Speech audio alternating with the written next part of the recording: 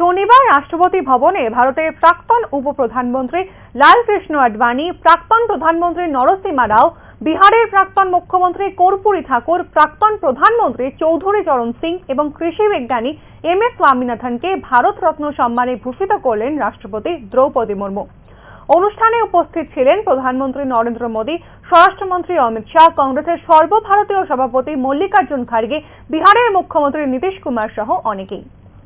আবারও জানাই, শনিবার রাষ্ট্রপতি ভবনে ভারতের প্রাক্তন উপপ্রধানমন্ত্রী লালকৃষ্ণ আডবাণী, প্রাক্তন প্রধানমন্ত্রী নরসিমহা রাও, বিহারের প্রাক্তন মুখ্যমন্ত্রী কর্পূরী ঠাকুর, প্রাক্তন প্রধানমন্ত্রী চৌধুরী চরণ সিং এবং কৃষি বিজ্ঞানী এম.এস. স্বামীনাথনকে ভারত রত্ন সম্মানে ভূষিত করলেন রাষ্ট্রপতি দ্রৌপদী মুর্মু।